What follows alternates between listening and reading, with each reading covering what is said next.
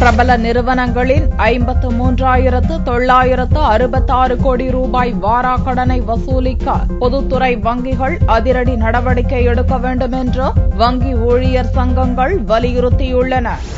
தமிழ்நாடு வங்கி ஊழியர் சங்கம் சார்பில் அதன் பொதுச் செயலாளர் கிருஷ்ணன் புதனன்று சென்னையில் செய்தியாளர்களை சந்தித்தார். வங்கிகளில் 10 கோடி ரூபாய்க்கு மேல் கடன் பெற்று திரும்ப செலுத்தாத நிறுவனங்களின் பட்டியலை அவர் வெளியிட்டார். 1000 கோடிக்கு மேல் கடன் பெற்று திரும்ப செலுத்தாமல் 1129 நிறுவனங்கள் உள்ளதாகவும் கூறினார். மொத்தம் 53,966 கோடி ரூபாய் வாரா கடன்களை வசூலிக்க மத்திய அரசு நடவடிக்கை எடுக்காமல் தொழிலதிபர்களுக்கு சாதகமாக செயல்படுவதாக அவர் குற்றம் சாட்டினார். 10 கோடி அதற்கு மேல் கடன் வாங்கி திருப்பி கட்டாத பட்டியலை மட்டும் தான் நாங்க இங்க வெளியிடுறோம். இது 1129 கடனாளிகள் இந்தியா முழுக்க இருக்கக்கூடிய எல்லா வங்கிகளிலிருந்தும் 53,966 கோடி ரூபாய் அவர்கள் பணம் கட்டல. 1129 கடனாளிகள் 10 கோடி நாங்க அது கீழே இருக்கிறது எடுக்கல, ரிலீஸ் பண்ணல.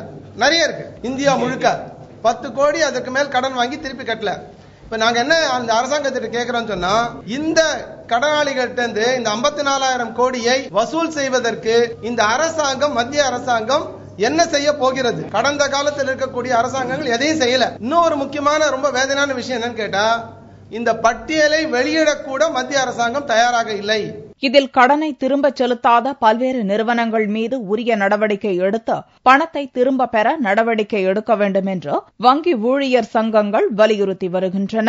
இந்திய வங்கி ஊழியர் சம்மேளனம் வாராக்கடன் பட்டியலை வெளியிட்டாலும் இது முழுமையானதல்ல, எடுத்துக்காட்டுதான் என்று தெரிவித்துள்ளன.